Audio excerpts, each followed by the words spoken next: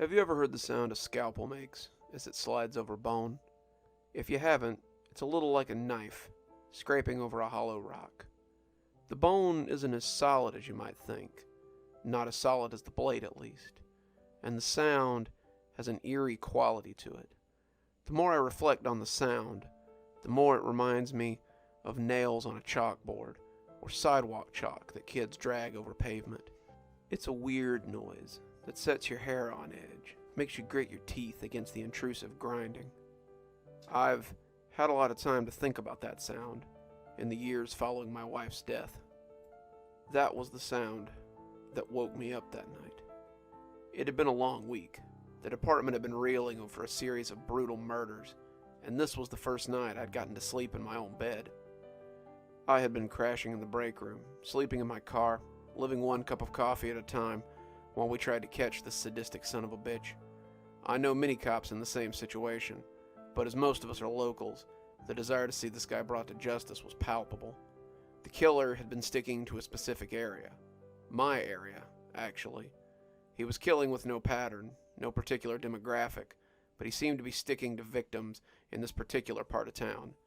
They were low to middle income families, people who couldn't just afford to up and leave because a crazy killer was on the loose, no matter how heinous the crimes were. And the crimes were particularly heinous. 7 different victims, none of them having anything in common, had been found with their faces skinned down to the bone and removed. The whole face. It was as though someone had cut the face off, skinned it to the skull, and took it with them when they left. Nothing was ever taken from the apartments. No messages were left. The killer never lingered after doing their strange deed. We called him a killer, but the victims were usually still alive when he left. They died from blood loss afterwards, sometimes living for hours, lying there as they watched their life leak away and screamed wetly. The last one was a store owner, well liked in the community too. The one before that was an 80-year-old grandmother.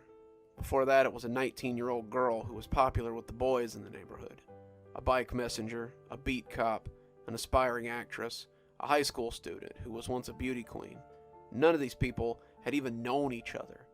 There was no connection between them except for where they lived, and no one could find a single person that any of them knew in common. The only connection seemed to be that they were all well liked. I had been sent home that night, Captain telling me that I looked like crap and I needed to sleep in a real bed. My wife had been waiting for me. Captain Weems may have called her before I left, and the night had been a good one. She had saved me some dinner, roast, potatoes, things I liked, and we had cuddled on the couch as we watched something on Netflix. As tired as I was, I remember feeling warm just the same as I spent the night with her. When she looked up at me, her head pillowed in my lap, I remember thinking I was the luckiest guy in the world. When I fell asleep after a rather heated session of lovemaking, I found myself looking forward to the next day, hoping that we could catch this guy and get rid of some of the fear that was hanging around like a cloud. When I came awake, it was because of the scraping noise. Some nights, I wish I had just stayed asleep. I lay awake for a few seconds, listening to the scraping sound and wondering what it could be. It was such an alien noise, like a nail dragged across a window. There was an underlying sound as well, a low, muffled sound like someone having a bad dream. I rolled on my side, thinking my wife was having a nightmare or something, and wanting to comfort her. She was prone to nightmares. Her childhood had been less than ideal, and I wanted to wrap her in my reassuring arms. I found myself unable to move, though. My whole body was heavy, my muscles unresponsive, and all I could do was lie there and listen to her soft groans and husky moans. I was trying to move, but this was different than the usual sleep paralysis somehow. This felt like being out of my body, unable to control it. Then my eyes tracked to the mirror that sat atop my wife's vanity, and I felt a scream hang in my throat like a piece of meat. I was choking on the scream as my mind tried to process what I was seeing. It was a dream. It had to be. Things like this didn't exist in the real world. This was a nightmare. Maybe I was even the one making these noises that I was hearing. This simply couldn't be happening. I was dreaming. I was nightmaring. I would wake up. This would all go away.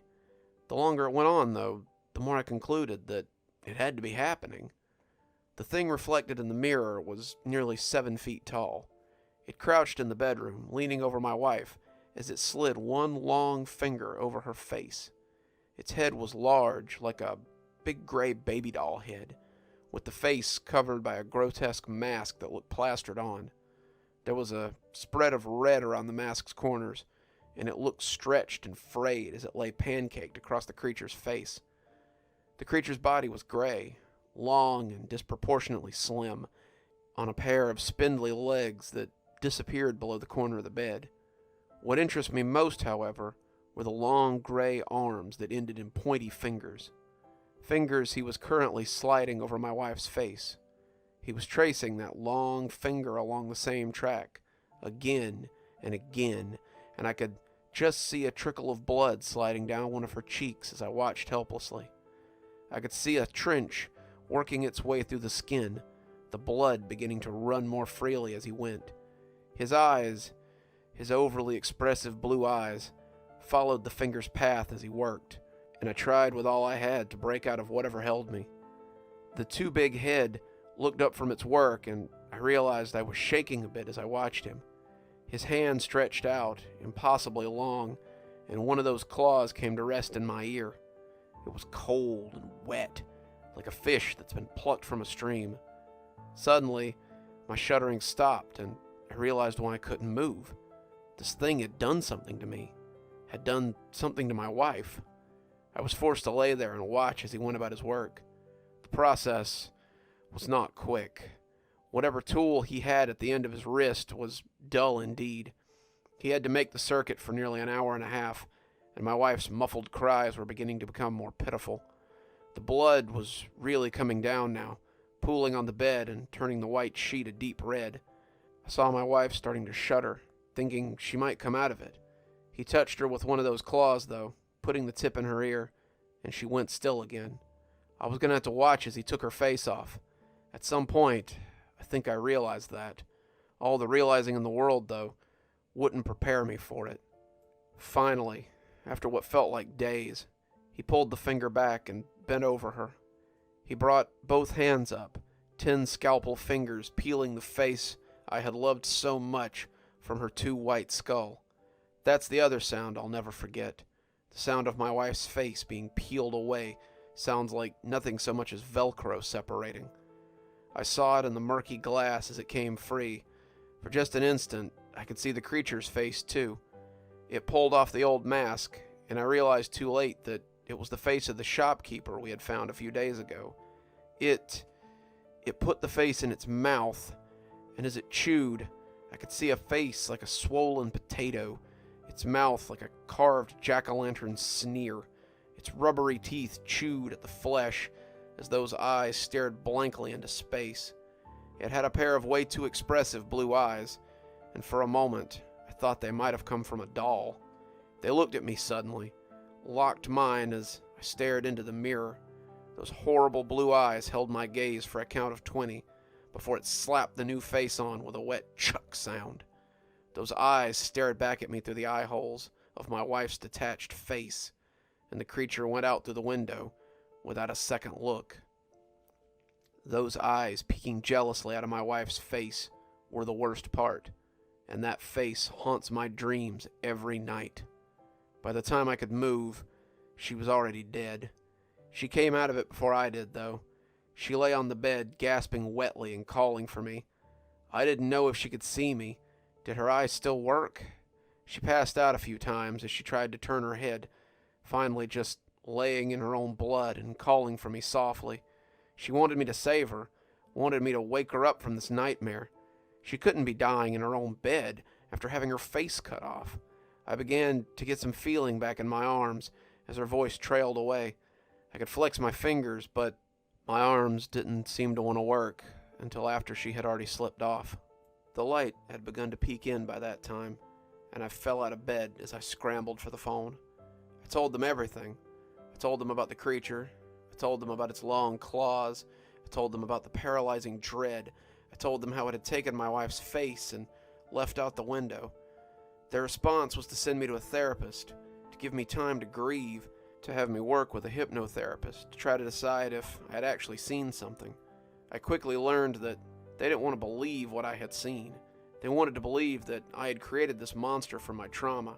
They wanted me to believe it too, but I wouldn't. I suffered through the bereavement period. I went to the therapists and told them what they wanted to hear. They wanted to tell me that the creature was a way for my mind to cope with what had happened. I knew better, though. I used that downtime to gain information about the creature. There wasn't much to go on.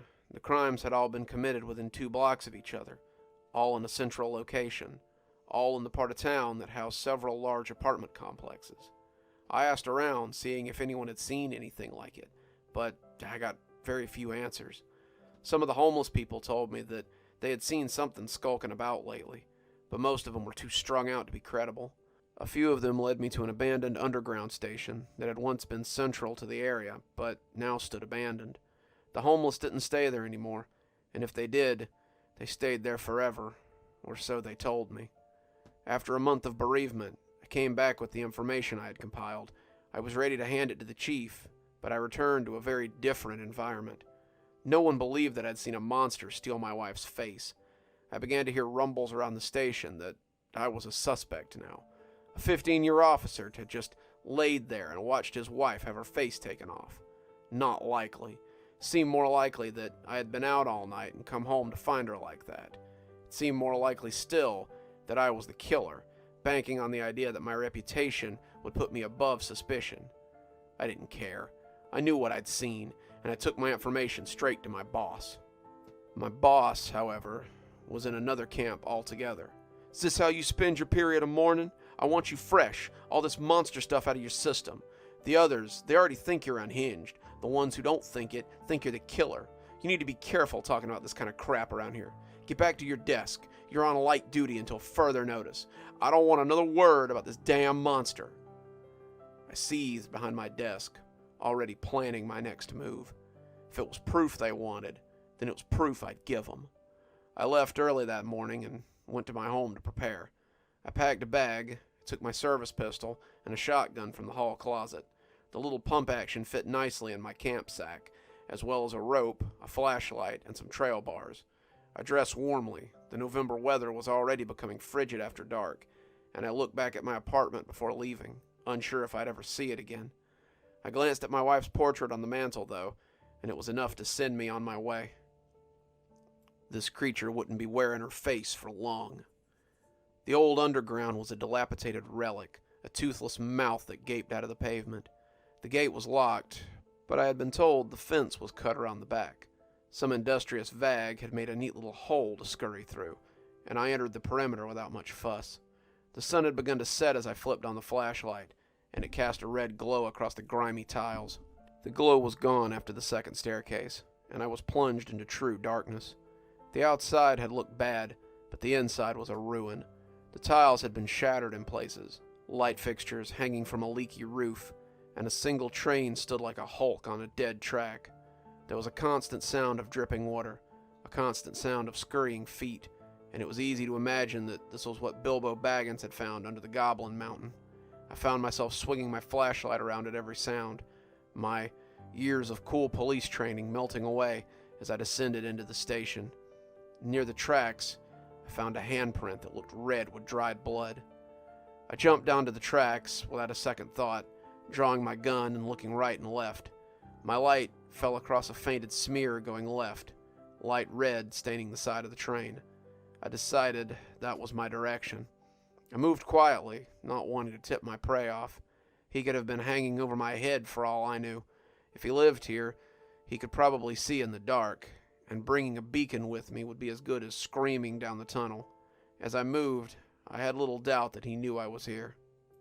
The deeper in I went, the worse the scuttling and the skittering became. I told myself it was rats, but how sure was I of that? How sure was I that the scrabbling I heard wasn't the sound of those sharp fingers scraping across the ceiling? How sure was I that that scrabbling was the sound of those equally long toes, toes that I had never seen, gripping the pavement and moving his body along in a quiet scuttle? As I took another corner, I could swear that something big moved just out of my flashlight beam. I held it there for a count of 20 before turning away and continuing down the tunnel. The blood smears were all gone now, but I felt drawn deeper in as I took turns at random. It was almost as if I could hear my wife's voice calling me, and I had little doubt that he knew I was there now. I had even less doubt when he fell on my back, slamming my head down on the floor and sending my gun spinning out of my hand. I blacked out, and when I came to, I really wished I had died. I was laid across a metal bench somewhere deep in the tunnel. An eerie light lit the space, some kind of plant life maybe, and I found that I was paralyzed again. That was when my wife's face, a face made terrible by those two expressive eyes, loomed over me, and I'd have cringed away if I'd been able to move at all. It studied me, maybe it even recognized me, but its regard was terrible, as it came from a face I had loved so much. Her face was decomposed, rotting away as it clung to the creature's skull, and I felt something goopy fall onto my cheek as he leaned close to inspect me. I had only thought it couldn't get any worse. That was when he pressed that finger to the cleft in my chin. He began to circle, the claw digging against my skin as he slid the nail around and around and around my face. It didn't hurt at first. At first, it was little more than a discomfort, and I began to wonder how long he had been carving at my wife before I woke up. I stared at him, and he stared back, those baby blue eyes boring into me. His eyes were mesmerizing, terrifying, as they held unwaveringly still. As the minutes stretched into hours, I began to feel my face heating up. It was subtle at first, just a little warmth around my chin and forehead, but as the circling finger went round and round and round, I felt like someone was holding a lighter on my skin. I would have screamed, my flesh becoming seared, but I couldn't move, and my horror was trapped in my throat. I started to feel the blood as it slid down my cheek. First, it was just a trickle, a damp line or two, but soon it ran in rivulets. Soon I could feel my flesh parting from my skull. Soon I could feel that sizzling heat as it cut my skin, and I felt as though I might pass out. I had to. I must black out from this shock. There was no way that everyone was awake as he cut their living face from their body. It was impossible. It was sick. It was... He pulled the finger back suddenly, and I realized with real horror what was about to happen. All 10 fingers gripped my flesh, and I tried to pull away. Maybe I could still make it to a hospital. They could fix me. They could make this right. There was no way he was going to take my face. This wasn't how it was supposed to go. It wasn't supposed to... He gripped my face, and I heard that same Velcro ripping as my own skin came free of my skull.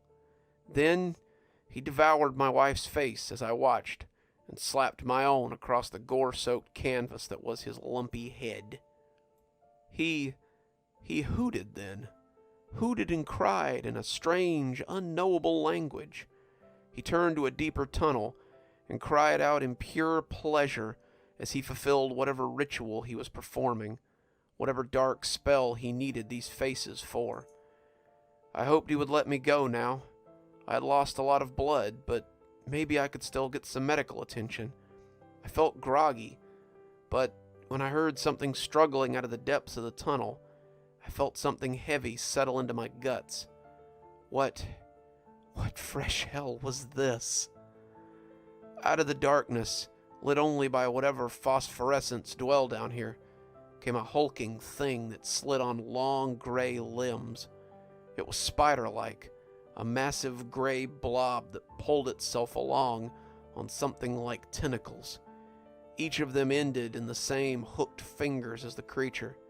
It lowered its equally mushy face to the creature, taking in the face he now wore, and I heard something speak in a voice made of broken glass. "Do's it please, oo mother? Do I please, oo mother?" it cried, and that voice was full of hope and terrible longing.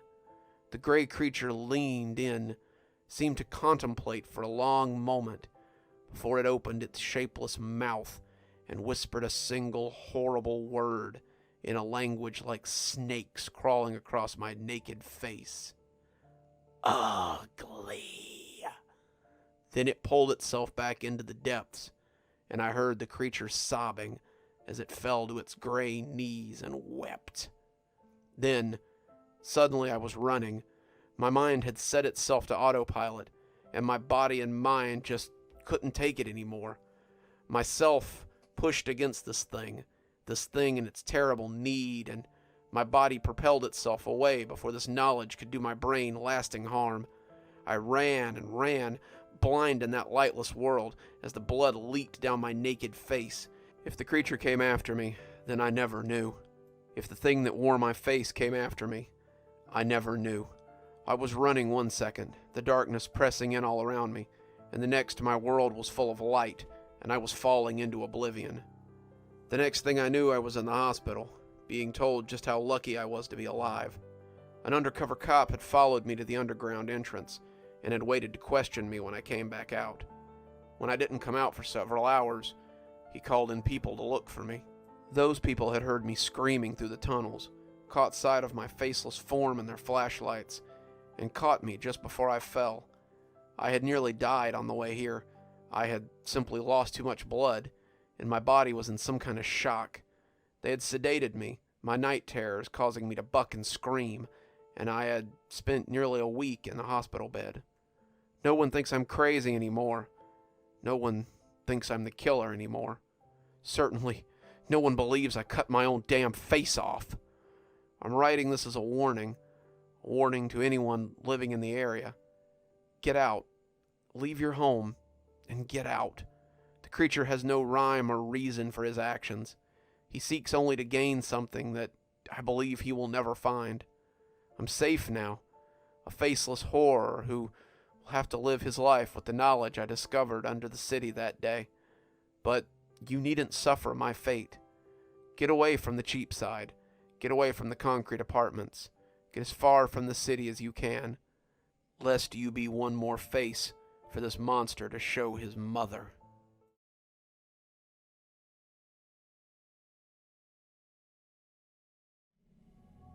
My boss was smiling as he tossed the flyer on my desk. I could see Jasper and Marcus turning to smile at me as well as I picked up the notice and scowled at it. I've been at Farseer News for about 6 months now, but it's far from my first brush with journalism. I used to write for a news source in Washington. I won't name them. They probably don't want to be brought into all of this. And before that, I wrote for my college newspaper. That's where I received my degree in English and journalism. And that was back when my future seemed bright. I worked as a journalist for 6 years, but that was before everything went to hell. I won't go into details, but it was a story that everyone said I should have left alone. I wouldn't, though. I was young and still looking for my big break, and the story seemed perfect. It was, I guess, perfectly capable of ripping my career to shreds, that is. When it was all said and done, no one would touch me. Couldn't even get a job cleaning toilets in a building with news ties, and I'd thought it was over. Until the call came from Farseer. It's a paper in Gavin, one of the largest cities in the tri-state area, but it's as far from D.C. as it gets in terms of journalism. Out here I'd be covering cattle auctions and ladies' auxiliary bake sales and state fairs. I started to turn them down, but after some rumination and a lot of alcohol, I decided that it might be just the thing to fix my credibility. Maybe after a few years of writing about less sensational stories, I could go back to writing about, serious topics again. I could fix my image, maybe find a little public corruption to open the shades on, and get on with something more grand. I could work my way back into the industry and get my name back. Then I'd find somewhere away from politics and get back on my feet. I couldn't have known, however, that the head of my department was someone who liked to screw with people. My boss, Andrew, and his buddies, Jasper and Marcus, are as far from journalists as you can get. They all have degrees from the local community college in English or journalism, but the dynamic around the bullpen is more like the one you'd find in the office. Andrew is the Michael Scott of our department, handing down judgments and comedy in equal parts. Marcus is like a less likable Jim, and Jasper is the Stanley, older and constantly sleeping through his deadlines. I guess that makes me the Dwight, and they don't mind using me for the butt of their jokes. You should have seen Andrew during my interview as he realized my credentials.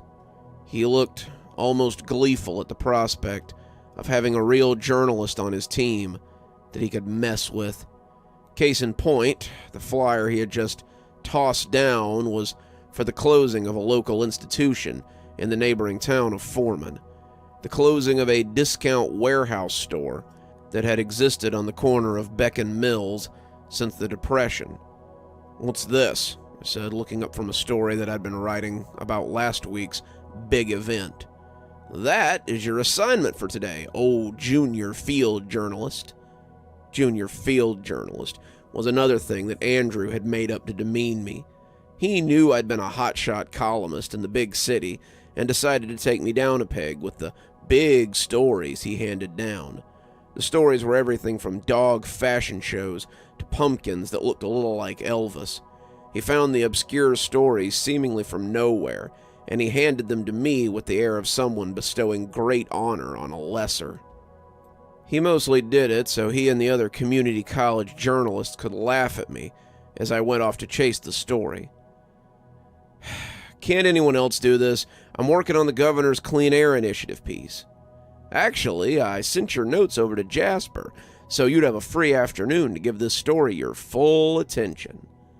I ground my teeth and listened to my molars groan like sails in a high breeze. "You did what?" "No need to thank me. I mean, it's not every day that a historic institution like the Discount Warehouse goes out of business. We want your full attention on this story so you can tell us all about the last great sale on this time capsule of Americana. Feel free to use that line if you like," he said, walking off as Marcus and Jasper snickered at me. The whole thing just felt way too much like the actions of a cartoon villain. With little choice left, I packed up my things and went off to chase the story. I was fuming as I drove the 30-odd miles to Foreman. I was tired of being treated this way by people who had learned everything about news reporting from their high school AV club. The stories that the Farseer took on were often fluff pieces, and sometimes even borderline tabloid news. For every serious story we took on, there were a dozen others about beauty pageant winners and food eating contests and pieces just labeled local color. I was sick of being stuck with these nothing filler bits. What's worse is that they weren't even anything you could hang a new career on. No respectable paper would want to see your name attached to a drunken fiddle contest, and no one would be impressed by my dissertation on the Little Miss Southwest regional pageant. I'd been hoping to craft this into a new start, but it looked like I'd be stuck at the Farseer for the foreseeable future. The money was nice, though, so I guess that was a plus. The interstate was fairly uneventful, and I arrived in Foreman without too much fanfare. When they tell you that Gavin is the largest city in the tri-state area, they mean it. Gavin, as it happens, has a population of about 25,000 on a good census year. The whole area is very rural, which means there's a lot of very nice cow fields and pigs to look at as you drive. Gavin has 5 restaurants, a city hall, a public pool, a drive-in, several strip malls that are slowly expiring, and a Walmart that's usually being sold by one of the $5 generals in the area. There's 20 traffic lights in the whole town, and the rest of the roads are watched over by stop signs and good manners. If Gavin is a big town, then Foreman is a pothole. You can tell when you're pulling into Foreman because of the seemingly endless array of trailer parks on the outskirts. They have cute little names like Shady Pines and Whispering Oaks or Sunnydale, but what they amount to is a sea of plastic and chrome that stretches for well over 10 miles. I'm pretty certain that the trailer parks are bigger than the whole town, but that's just a guess. As sad as all that humanity on display is, the town is downright tragic. There was once a thriving burg here, I've been told, but it relied mostly on the pulpwood industry and the small coal mining operation that took place in the area. Now the coal's played out, the pulpwood's going out, and Foreman is a town that seems unaware that it's dying. If you drive up the main street, you can see more buildings for rent than that are open. It has a city municipal building that doubles as a city hall, a working railroad that will likely outlive the town, and several strip malls with the usual collection of pizza joints and cell phone stores. A few pawn shops and hardware stores seem to be struggling along, but the only thing in Foreman doing any business is the Moosehead pub and the small local police force waiting for drunks outside said pub. I suppose the lack of business was why I was here, though. I kept expecting to see a Walmart, or at least a Dollar General or a Family Dollar, but the longer I drove without seeing one, the odder it felt. Had Discount Warehouse been that big of an institution? I suppose the little discount chains would pop up like mushrooms, now that Thriftmeyer was forced to loosen his grip on the region. Discount Warehouse sat in a historical building that had once been a Thriftmeyer all-goods store. Mr. Thriftmeyer, who I assume had changed his name for marketing reasons, had owned a chain of Thriftmeyer all-goods stores across the Tri-County area. They rebranded as Discount Warehouse in the late 70s and incorporated furniture and housewares into the business model. Discount Warehouse was more like a small Walmart or a large Dollar General, and the economy had started weeding them out in the late 2000s. This was the last of the Thriftmeyer line, and today would end his legacy as a houseware and small appliance juggernaut. You like that? It's the opening of my article, and all with nothing more than 30 minutes in the car and a Google search. I did a little more looking and discovered that the Thriftmeyers still owned the chain. Thriftmeyer Sr. had died around the time of the rebranding, 1978 it said, but his son was just as business savvy as his old man, it appeared. Jacob Thriftmeyer Jr. had been running his father's store since the mid-20s, and he was still managing the store well into his 80s. The article said that he had hoped to rebrand again and keep the business open, but the bank had other ideas and would no longer extend their loan. The store had been operating in the red for years, and the tab had finally come due. Jacob Thriftmeyer had begrudgingly signed over his business to the bank and was getting ready to enter retirement. I felt for the old guy, but I suppose all good things had to come to an end. I wasn't exactly sure I would call the parking lot I was currently in a good thing, however. The building was a large brick box with a black awning that appeared to have been added after the fact. The doors were not the fancy sliding ones that most stores had, but large glassed ones with handles that jutted out from the front. The concrete parking lot was old and rutted, the pavement in sad need of leveling and replaning. The people who had gathered here looked like cattle at an auction, and they all just sort of milled about aimlessly. There were some kids among them, pale youths holding their parents' hands, and it was here that I saw some emotion. Most of them were jittering around like kids will do, and all of them seemed to possess a certain air of excitement. As I got out of the car, notebook in hand, I went to join the collected humanity. I heard the snap of an elastic from overhead and looked up to see small flags that had been hung on a rope running from the awning to the light poles that dotted the parking lot. They were black and white, the wind pushing them aimlessly, and it made me think of a funeral. This whole event was a funeral, I supposed, and as I got close, a banner fell to block the awning, and the illusion was complete. It was black with white letters, and the sentiment seemed very fitting later on. "Everything must go," it proclaimed, and the sight of it gave me the willies. A small stage had been erected, and there was a cheery man in a cheap suit standing beside an old, stooped man in a much nicer suit. He had to be Jacob Thriftmeyer Jr., but the younger man was unknown to me. He was beaming out at the crowd, looking happy to be there, or anywhere on such a day as this. He glanced towards the sky as the wind snapped at the flags, and his smile seemed to wither a little. The clouds were becoming dark, and it looked like the weather might wash out the last great deal of the discount warehouse. Would everything still go in the rain? I supposed it would, and I was right. I wish I hadn't been. I'm proud to see so many of Foreman's finest out to say goodbye to the city's institution that's been here since the town was little more than a logging hub. Logging hub might have been a stretch, but I supposed this was the mayor of Foreman. I've shopped here with my family for as long as I can remember, and the deals we've all found at the discount warehouse were like nothing seen anywhere else. Jacob Thriftmeyer has helped keep the specter of corporate greed from overtaking our town, and we will be sorry to see him go. Mr. Thriftmeyer himself would like to say a few words, and I think we owe him that much. The applause were scattered and half-hearted, and the old man approached the mic slowly before trying to lower it to his level. The banner kept catching my attention, and it just seemed off somehow. Everything must go. I'd never thought about that statement before, but it was a little foreboding if you looked at it in a certain light. The kind of light that hovered around here, for example. Everything must go.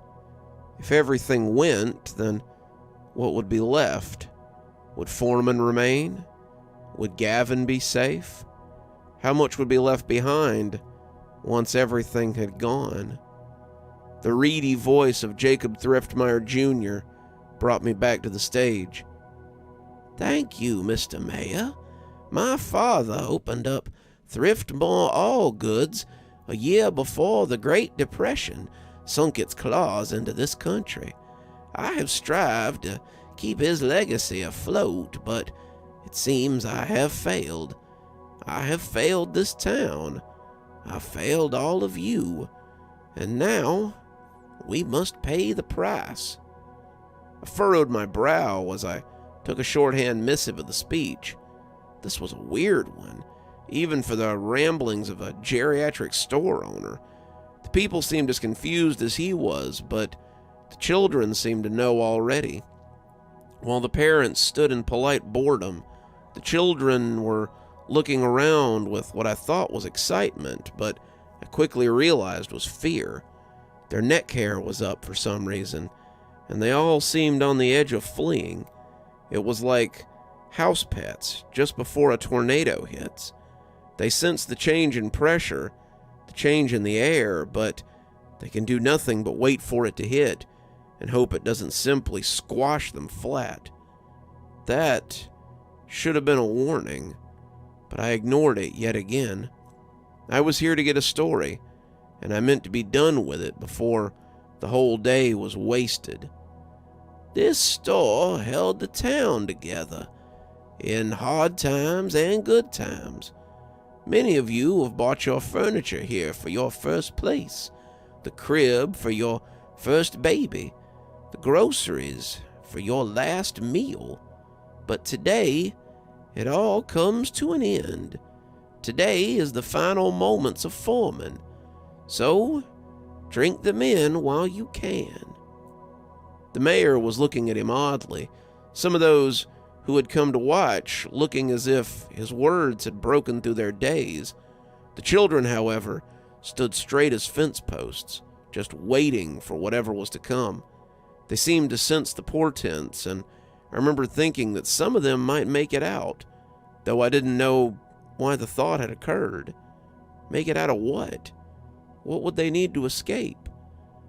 I'm sorry to be the bearer of bad news, but this store has not existed on its own for all these years. When my father opened his doors in 1932, he was full of hope for the future. He just knew that this would bring his family stability, bring them wealth, and so it did. Even through the Great Depression, Dad made money hand over fist, and he was very generous with the community. Foreman thrived because of my father's money, but somewhere along the way, you all forgot that. The mayor's pasted-on smile was beginning to slip, but when he reached for the mic, Jacob Thriftmeyer gave him a stony look, and he backed away. Thriftmeyer was going to say his piece, and there was nothing anyone could do about it. It's true, and you all know it's true. I kept the riffraff out. I kept the Dollar Generals and the Family Dollars, and even the likes of Sam Walton's monstrosity out of this town. And how did you all repay me?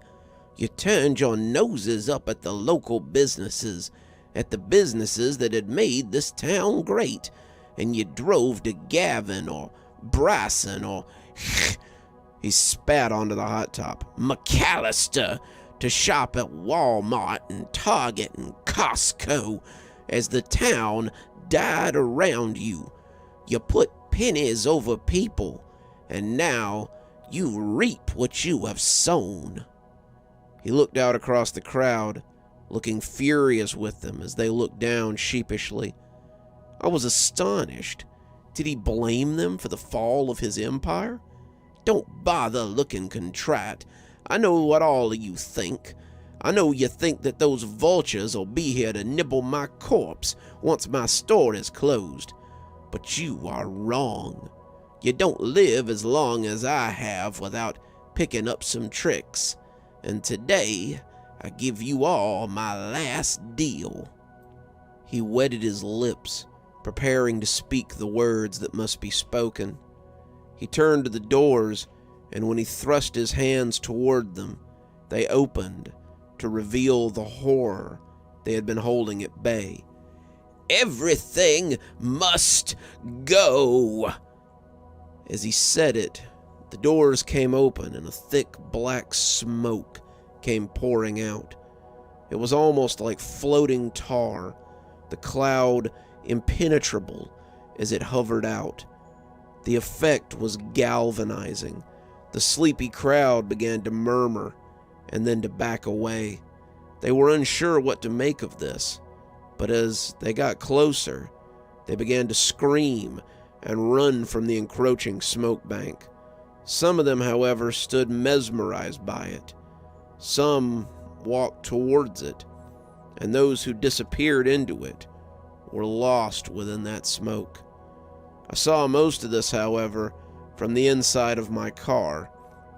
The final declaration, the negation of the town itself, had moved me as it had moved the doors, and I was bringing my car to life before I realized I had moved at all. The car seemed sluggish to start, the engine making a sleepy grinding noise as it came to life, and before pulling away from the store, I looked back at the old man as he stood atop the podium. His hands were raised in exaltation, his eyes cast skyward, and as the cloud pressed against his back, I thought it might reject him for the briefest of moments. Then it gobbled him up, along with the stunned mayor, and I was leaving the lot on squealing tires. As I drove out of town, I saw the smoke rising behind me. It swallowed the town in a plume of thick gray death, but it seemed I was the only vehicle leaving town. The people I passed on the sidewalk, the ones coming out to look at the cloud, seemed to be mesmerized by all that smoke. They didn't run like the others had, the ones out in front of the store, and I was tempted to stop and shout at them. I wanted them to run, to escape the smoke, but most of them seemed to have accepted their fate. The farther I drove, the more I feared that the smoke would never stop and would simply engulf everything. Every mile I drove, the less I believed I would make it home. When I made it to my apartment, it hardly filled me with a sense of serenity. I'm on the couch now, my phone ringing off the hook as the office tries to get a hold of me. They want to know the same thing the news anchors want to know. What happened to Foreman? They say the town is simply missing, the smoke cloud having cleared to reveal raw earth and nothing else. The streets, the buildings, the trailer parks, the main street, everything was gone. It had been removed down to the dirt, and no one seemed to have escaped whatever it was that had happened. They were looking for witnesses, for anyone with information, and my boss and his friends seemed to be doing the same. I guess I was the only one who'd seen what happened, and it was something that would stick with me for a long time. I don't know what to do now, but I know one thing for sure. The sign didn't lie. Everything had to go, so everything went.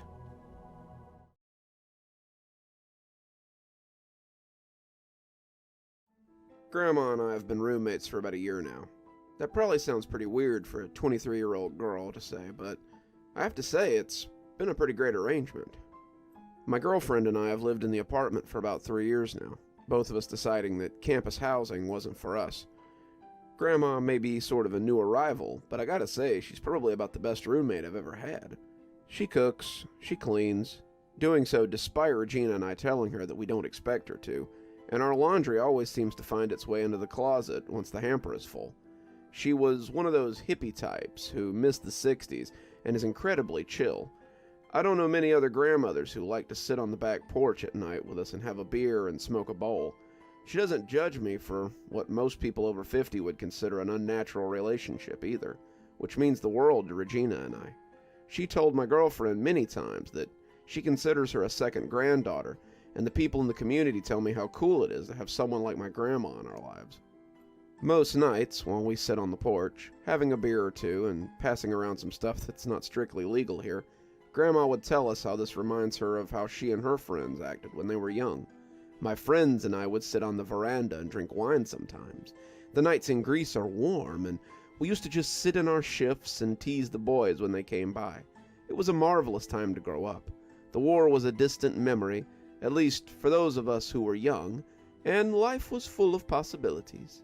Grandma grew up in Greece, missing the end of the war by 3 years, and she often talked lovingly about her time there. She was never very clear about where she grew up, but it must have been near the water because many of her stories involved she and her friends swimming or going to the beach with boys they fancied. She'd met Grandpa at 17, him studying abroad and her waiting tables in a cafe. She said it had been love at first sight, and he'd asked her to marry him once his time in Greece was over. He brought me back to California with him, and to me, it was the grandest place in all the world. She often told us stories from when she was young, and Regina and I usually found ourselves laughing at the antics of her younger self. She and her friends had sounded less like a group of young girls and more like a group of street toughs. Grandma told us how they had done everything from teasing boys into fighting to stealing a scooter and fleeing from the police. If it hadn't been for Great Aunt Sophie and Uncle Martin, Grandma might have been a full-fledged criminal instead of a sometimes rapscallion. They had all been happy stories, at least until tonight. Regina had come home from work, and I could tell that something was off right away. Regina's in nursing school and often has to work in the ER as part of her studies. They pay them for their time, of course, but it's expected that students will pursue jobs in the medical field so they can gain experience. Regina is usually full of stories about how she helped clear the airway of a baby, or how she got a patient to tell her that the prescription drug they had taken was more recreational than they'd let on. Grandma and I had already started our little revel without her, and she took the beer I handed her with a shaky hand. I watched her sip it for a few seconds, hands jittering, before finally asking her what had happened. They brought in a lady today. She'd been stabbed over a dozen times, and they said she had no pulse. They wheeled her in on a gurney and asked if I'd notify the morgue that they had a Jane Doe to go back. I nodded. Not your first dead body, babe. Regina shook her head. I turned to get the phone, the paramedics walking away for a moment as a call came in over the radio, and when I turned back, the woman had sat up. It was a little scary, but I thought it was just gas in the corpse or something. I turned back to the phone, and then the gurney started creaking as she climbed off. She went walking up the hall like a ghost in her sheet, and when I started screaming, the paramedics came back in a hurry. It seemed funny to me, a lady in a sheet shuffling up the hallway towards freedom, but I guess it was a little different when you were living it. Turns out she had a very weak pulse, and when she'd come in, she'd attempted to run. Her heart stopped before she got to the door, and she died right there in the ambulance bay. How terrible, I said, my image less funny now. She must have been searching for her killer, just like poor old Victor, Grandma said. patting Regina on the arm. Who? I asked, not sure who this Victor was that Grandma was talking about. Victor Mustrov, she elaborated. He was a handsome young man in the village I grew up in. He was quite a bit older than me, around 22 when I was 13, but he was so handsome. It was a shame what happened to him, but it was even worse what happened afterwards. I leaned forward on the cheap plastic chair I was sitting on and asked her to tell us. She nodded. It's a little scary, though. At least, it gave me a shiver when I was young. As she spoke, her eyes seemed to cloud a little, her mind traveling back over the years and the miles. It all started after Victor's murder. They didn't realize it was a murder right away, of course. Poor old Victor was a carpenter, he and his brother Isaac. The two worked for his father, Marcus, but it was pretty clear who Marcus favored. Victor was set to take over his father's operation when his father grew too old to work, and Victor had let this and his charm go to his head. He was vain, we all knew it, but he was charming too, and his vanity was really no big deal. He dated many girls in the village, and my friends and I were even taken with him. Then, one day, he went missing. We all searched for him, the whole town coming together to look for a favored son.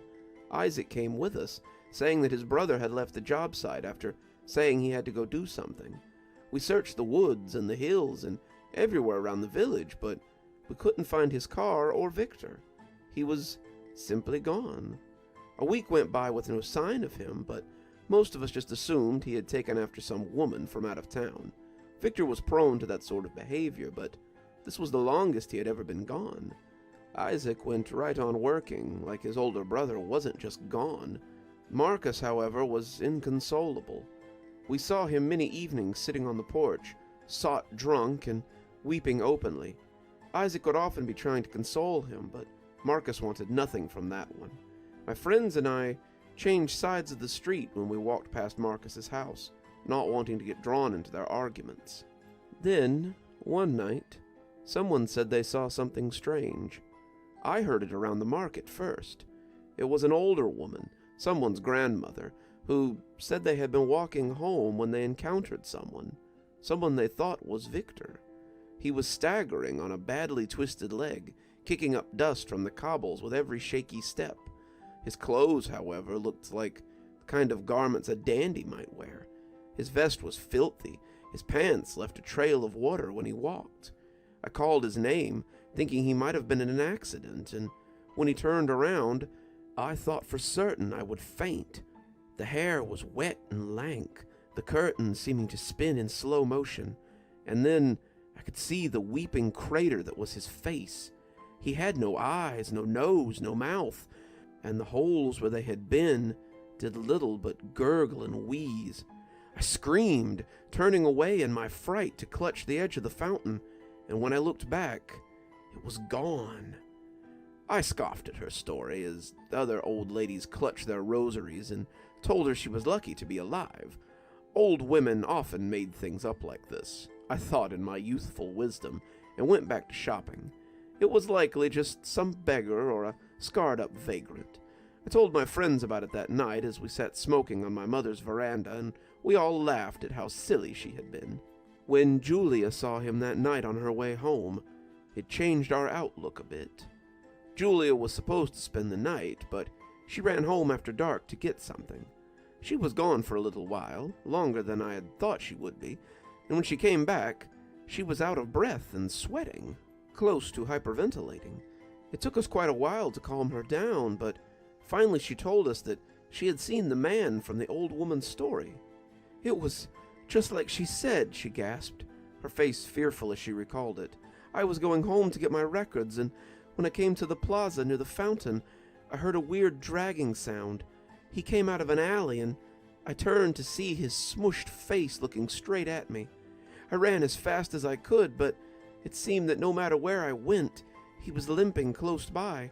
Finally, I hid in the market until he shambled away, but I was terrified that he would find me. We consoled her, trying to keep her quiet so that she didn't disturb my parents with such talk, and eventually she went to sleep as her fear began to ebb. The strange, shambling man was all anyone could talk about in the coming days. People saw him walking through the streets, shambling along as though looking for someone. He would always be gone whenever a group came to see him, but the longer it lasted, the more people started traveling in groups. There was a lot of speculation about who it was and what they were after, and some people thought it might be Victor. Chief among them was Miss Trada, a woman believed to be a Strega. She claimed that Victor was seeking his killer and wanted to find his body so that they could use cruentation to find him. She had conducted things like this before, offering to help the police if they would let her display the body, but she had been turned down many times. Cruentation was something old that she believed in, and it seemed to associate guilt with the blood coming from a dead body when the murderer touched it. No one really believed in it anymore. It was an ancient practice. And besides, how would you collect everyone up to touch the body? Our town was home to hundreds, and collecting them all would be quite an effort. Most people rolled their eyes at Miss Trada, but I think a lot of them secretly believed that the shambling specter was Victor. When it broke into Marcus's house and scared him half to death, many more people thought it might also be Victor. A few people whispered in the market the next day that the spirit had come after Marcus, and there were some rumblings about checking if he was the murderer. Miss Trada had started offering money to anyone who could find Victor's body. Some young men had started roving the streets at night to see if they could follow the specter back to his place of rest, but it seemed to avoid them as easily as it avoided the constables that hunted for it. This went on for several weeks, and it was very exciting times. People sat and made up wild rumors about the stranger and what it wanted, and my friends and I were no exception. Then one night it all came to an end. I remember being woken up by someone screaming. Our house wasn't too far from Isaac's house, and when I went to my window I could see the corpse as it carried him through the streets. It had him by the front of his shirt, Isaac beating at him as it carried him towards the plaza where he had first been seen. Others were looking out their windows, watching the grim procession as it made its way through the streets. Despite the horror, many of us put on our robes and shoes and ran to see where the shade was taking poor Isaac. As he came into the plaza, it was hard for the crowd to ignore the blood that was oozing from him, his pores excreting this thick and tarish juice. Miss Trada, standing amongst the crowd by then, didn't have to tell them what that meant. Isaac had already begun confessing his sin again and again for all to hear. Upon hearing him confess, it was as though the shade folded in on itself. He collapsed, dropping Isaac and laying dead on the cobbles of the plaza. The constables arrested him immediately, and I watched him beg for forgiveness as they hung him 3 months later. His lawyer drug out the proceedings, claiming that evidence provided by a corpse was not the modern justice that he was about, but the number of people who had heard him confess in the plaza was inarguable. Isaac himself pled guilty, despite his lawyer pleading for him to be silent, and he refused to leave jail until he was led to the gallows. I heard he told people that Victor's shade visited his window every night, and he was afraid to leave the jail, fearing it might come after him. 100 people saw Victor's corpse bleed that night, 100 or more at least, and they all lived in fear of the shade for nearly a month. That was thankfully the only time I saw a corpse walk. Regina and I looked at each other, both of us trying to see if the other really believed her. As I lay here now, Regina snoring thinly beside me, I can say that, whether I believe or not, it's a story that'll follow me for quite some time.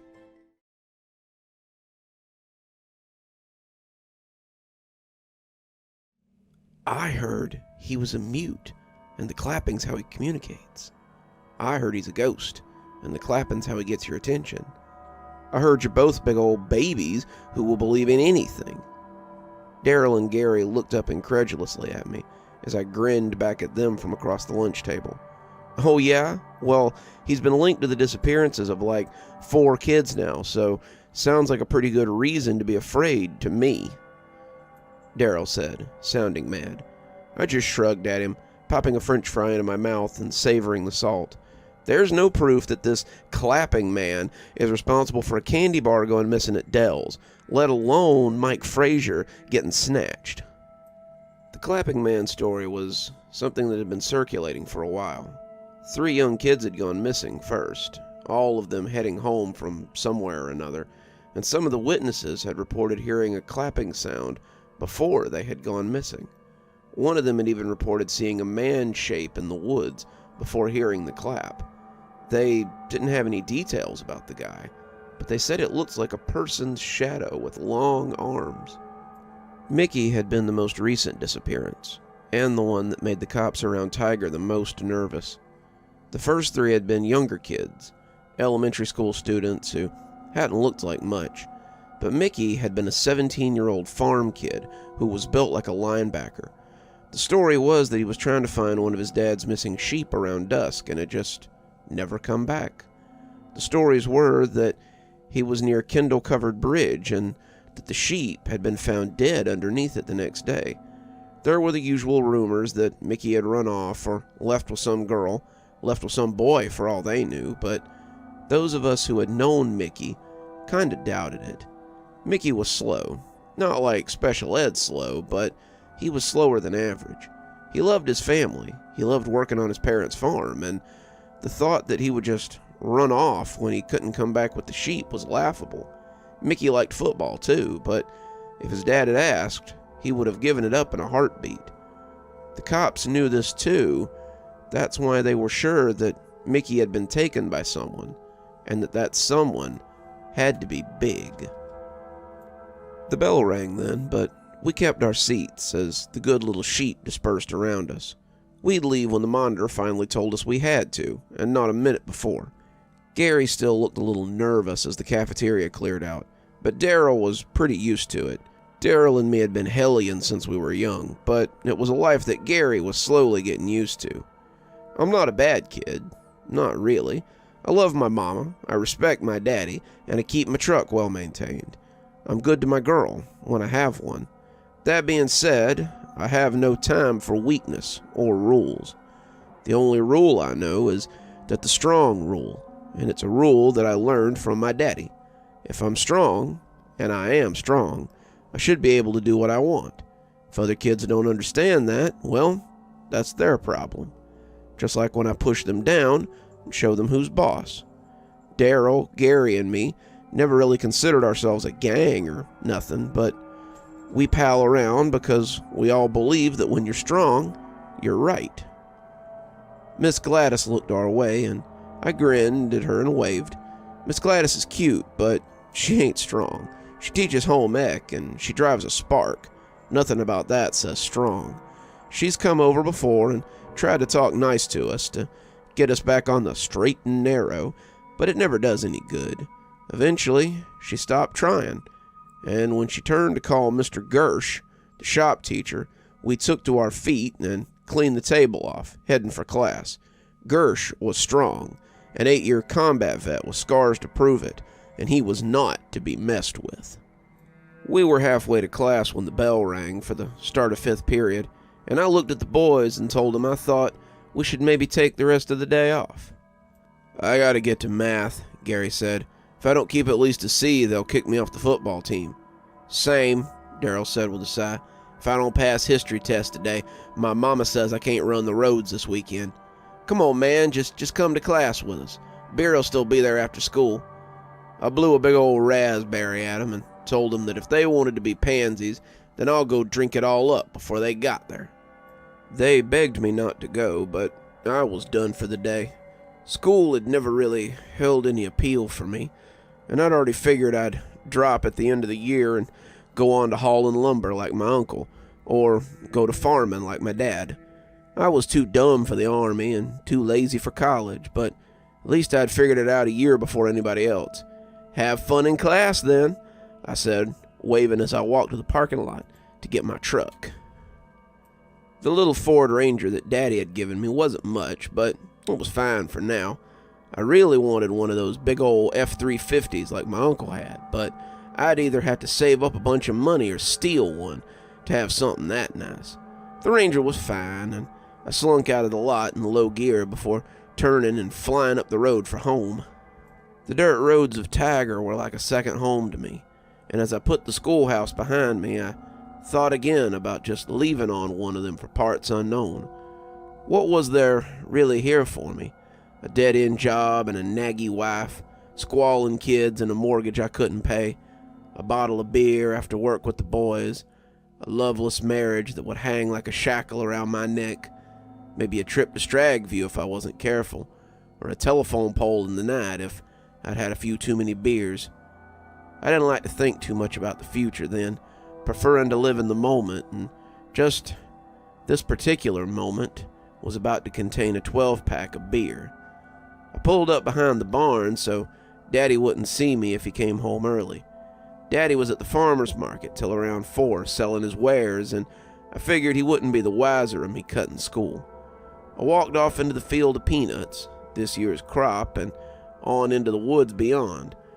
I'd been exploring the woods since I was potty trained, and the spot I knew of was about a mile back in the old tangle of trees.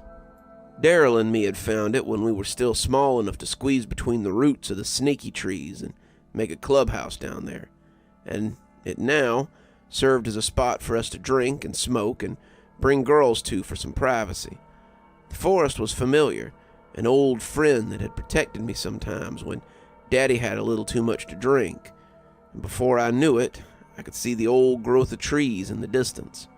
Most of the forest was thick old oaks and scaggy little pulp trees, but the grove was different. It was old, felt ancient somehow, and being there made me feel peaceful, like nothing could hurt me while I was there. I got to the snaky trees and took a seat on the comfy old roots that stuck above ground, reaching into the gnarled old root system and pulling out a 12-pack of Budweiser. I cracked the first can and drank it quickly, smacking my lips as the crisp taste filled my stomach. This was the good life right here, but I knew it wouldn't last forever. I'd have to trade this kind of carefree time for adulthood soon enough, and the thought of saying goodbye to the snaky tree grove was a little sad. I opened a second one, drinking it slower this time, and as the wind rustled the leaves around me, I felt a yawn creeping up my throat. Daddy and me had been splitting wood before school today, and the early morning and the lukewarm beer was starting to make me groggy. As the second one disappeared and the third one popped open, I got comfy and watched the dragonflies and the little forest animals frolic in the boughs of the trees. I felt at ease, like I was floating, and when the beer can slipped out of my hand and fell into the nest of roots, I was snoring before it dumped its delicious contents on the ground. When I woke up, it was dark, and the sounds of birds and squirrels had been replaced with insects and the scamper of bats. This didn't immediately put me off. I'd been in the woods at night before. Daryl and me had camped out tons of times, and I'd even slept rough a time or two if Mama and Daddy were fighting. I pulled myself out of the tangle of roots and wobbled a little before getting my bearings. I wasn't drunk, not by a long shot, or hung over. I had taken a long nap in the woods, and now it was time to go home and face the music. The school would have called by now and told them I left early, and Daddy would be looking for me during evening chores and not finding me. These things would have culminated into him having a drink as he waited for me, so I was likely in for a bad time. I walked out of the grove, watching my step as I went, and that's when I first heard it. A loud pop sound that made me freeze in place and listen like a spooked deer. I stopped for a count of 5, waiting for it to come again so I could identify it, but all I heard was the quiet sound of the evening woods. I started walking again, but after 5 more steps, I heard the loud pop again. I thought it might be a tree branch cracking at first, but now it sounded more like something familiar. It wasn't a natural sound, not like a branch breaking or a rock bumping as it fell. This was a sound I hadn't really heard out here before. A sound I was familiar with, but seemed alien out here. Sounded like someone bringing their hands together for a single hard clap. Kept walking towards the house, thinking I was hearing things, but The longer I went, the more I heard the clapping sound. It was infrequent, always that one loud pop, and when I looked, there was nothing I could find that would have made it.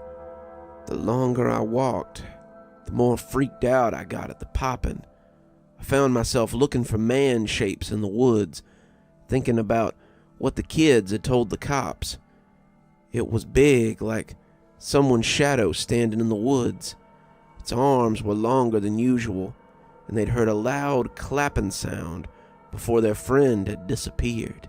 I stopped again. It had been closer this time. Sounded like it was about 20 feet away, and the clap had silenced many of the forest creatures that had been buzzing placidly. I wanted to run, but I made myself walk so I didn't trip in a hole or knock myself unconscious with a low-hanging branch. There was also the fact that these were my woods. Nothing bad could happen to me in my woods. No one could hurt me out here. No one would dare to... Now it was closer. 10 feet or better. It was following me, and I was still half a mile from home. I wondered how far it would let me get before it snatched me. Would they find any evidence that I'd been alive?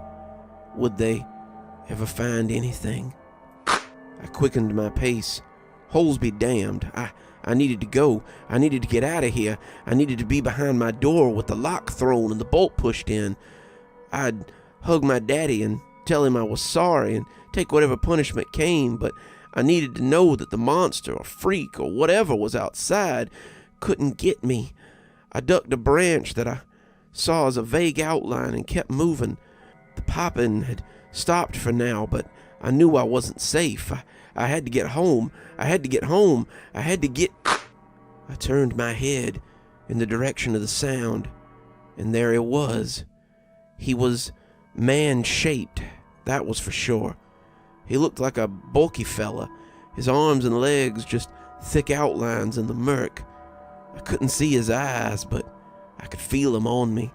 He didn't make a sound, but the longer I stayed still, the more I could hear a low murmur, like a TV show trying to break through the static. I thought he might be frozen by my stare, but as I watched, he raised his hands slowly and brought them together with a single loud clap. I took off like a shot. I ran and ran and ran as the poppin' followed me. I expected that every step would be my last. A claw would come out, or a set of teeth would clamp down on me, and I'd be dragged away to whatever served as a den for the digestion, or God knew what else. The popping sound started coming from directly behind me, and I could feel the air of those massive hands. I could see lights coming into view up ahead, and I thought I might have gotten turned around and found the highway. I didn't care. I just wanted someone to help me escape this creature, and I wasn't choosy about who. I broke through the tree line to discover that I had come out at the edge of my parents' farm, and the lights were flashlights as people looked for me. They were calling my name as they got closer to the woods, and I tore off towards the field in an attempt to stop them from entering. One of them could have just as easily been the thing's next meal, and I wasn't about to draw them to it. I found Daddy first, his beam turning to fix me, and he wrapped me in a hug as he recognized me. "God damn, boy, I was so scared you'd been took." He hugged me close, the first time I'd ever seen my daddy show that kind of emotion, and when he called out to them that he'd found me, I saw them all start heading to his location. The police came and talked to me, and I don't know if they took me seriously or not. They told people to stay out of the woods for a while and listen for a clapping if they were alone. McGhee was the last kid to go missing in Tiger that year, and when the clapping came back after that, they seemed better prepared for it. That experience changed me, and I'm glad to say that it was for the better. I started taking my schooling a little more seriously, stopped being so impetuous, started helping people instead of taking, and changed my way of thinking a lot.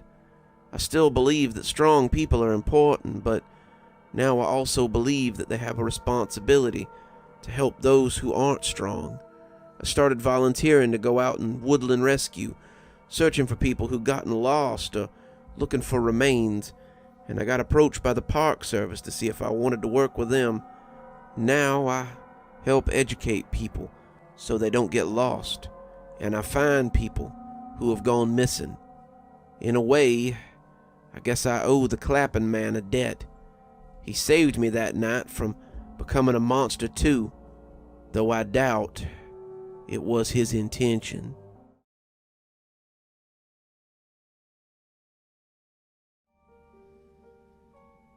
I hadn't wanted to go to Applebee's, but my friends insisted. I'm not opposed to going out for a meal, but I hate going to Applebee's in our town. It's a gathering place for every half-drunk Chad and happy-hour drunk who doesn't have enough money to drink at the yacht club, but has too much class to go to the Tilted Stool. We aren't big drinkers. I mean, we like to tie on a few sometimes, but these guys get downright sloppy. We get a booth as far from the bar as we can, and it's still so damn noisy in there. By the end of the night, we're all yelling at each other just to be heard over the jukebox or the drunks. I spend the rest of the night with my eardrums pounding and my head ready to crack open. At least that's how it's always been until tonight. So, we're in the back booth, like always, when I see the guy. Mark was talking about some girl he was seeing from work, Frank laughing like a donkey. His latest drink bounced around, threatening to spill as he pounded the table, and I looked up from my cowboy burger, just in time to see this guy hunkered over his food at the end of the row. He was bent over his plate, top of his bald head gleaming, and the light overhead lit him like a wax sculpture.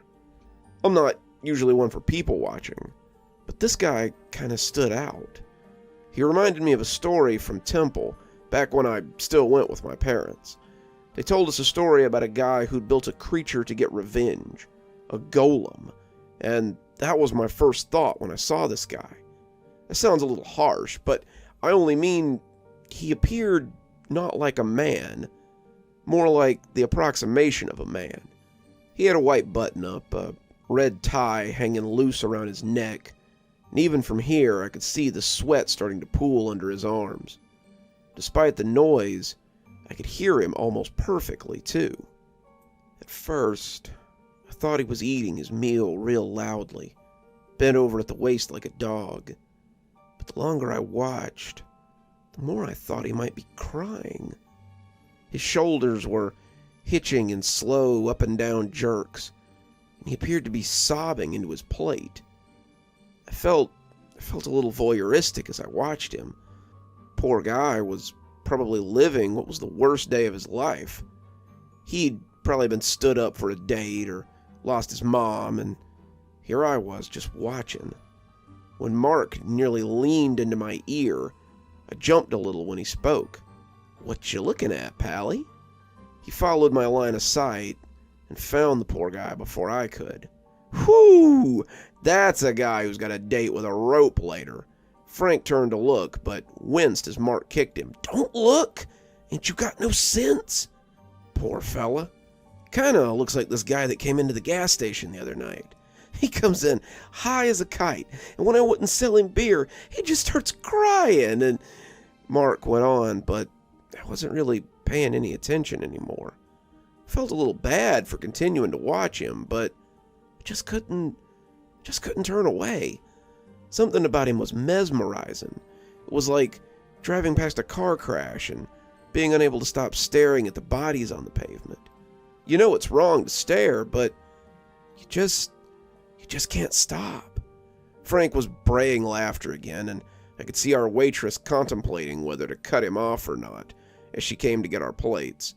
Mark told her he was fine, and Frank ordered another beer. And after several tense seconds and an elbow from Mark, I snapped back to myself and said I was okay too. "Geez, buddy," Mark said as the waitress shuffled off. "You gonna go over and propose?" "What are you talking about?" I asked, biting into my burger and realizing it was about lukewarm. Had I really been staring at that poor guy as my burger turned to ice? "You've been staring at him for like 10 minutes. Thought you were gonna order him a drink for a minute." We all laughed, mine being a little forced, and then Mark stood up and waved to a pair coming through the door. Jim and his wife Celine waved at us in turn, and Frank moved our side of the table so the two lovebirds could sit together. They had been inseparable since college, and I don't think I'd ever seen one without the other more than a handful of times. They excused their lateness. Their sitter had been late, and Jim started in on a story about how she had gotten lost and turned down the wrong road, when I turned my attention back to the poor guy 2 booths down. He was still bent over his burger, still quietly sobbing, but the way his shoulders moved had started to seem wrong. I was no expert on sobbing, but this guy's herky-jerky movements were starting to look like something else. A rational part of me chastised myself for continuing to stare at this poor guy, but it was like a moth to flame now. He was my car wreck, and I was starting to notice signs of foul play. When he snorted loudly, I heard the laughter for the first time. It made me shiver a little as I heard it thrum into me like a badly played piano note. The guy wasn't crying. He was laughing. The more I looked, the more I could see bits of meat and lettuce sprayed over the tabletop. The longer I looked, the more I wondered how I'd misunderstood his laughter for crying. I was now drawn deeper into this web of strangeness. No escape in sight. Crying was one thing. I could understand crying, but who sits in a booth by themselves and laughs? Was he nuts? Some kind of mental case who was off his meds? Watching him from behind Selena's shoulder, I wondered if he might be dangerous. Maybe we should leave. Maybe I should suggest that we change venues, but all thought of escaping fled from me as he lifted his head from that plate. The scream that welled up inside me was cut off by my constricted throat and likely sounded like nothing so much as a sigh. The man's face looked like a fantastic bit of prosthesis. It was like a piece of Halloween decoration that's just a little too realistic. The kind you worry might contain a person who wants to bite. His face looked like the front of a thumb, calloused and rippled with wrinkles or ridges. His eyes were like colorless slits, something slashed into his face with a knife. His nose appeared to be drawn on, like a cartoon character's. He was unreal, something that shouldn't exist in polite society outside of a circus tent. His mouth, though, his mouth was the worst. His mouth was full of long, needle-like teeth, reminding me of an anglerfish as it protruded from his thin lips. Those teeth looked like they would never close comfortably. From here, it looked like they would constantly poke at your lips and gums, and you would be in agony most of the time. There were pieces of meat on those teeth, red raw chunks that had been speared by them, and that's when I looked down at the plate. It was covered in the grisly remains of what looked like chunks of raw hamburger meat. I doubted like hell that the staff had just handed this guy raw beef, but the alternative seemed even wilder. The alternative was that this man had brought his own raw meat from home so he could just consume it here in public. As the horror ran through me like ice water, I looked up to see those colorless slits observing me. The two of us just stared at each other for a count of 5.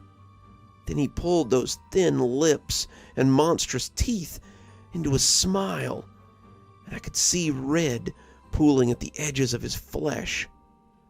I glanced over at Mark and Frank, both now sitting on my side of the booth, but neither of them had noticed him.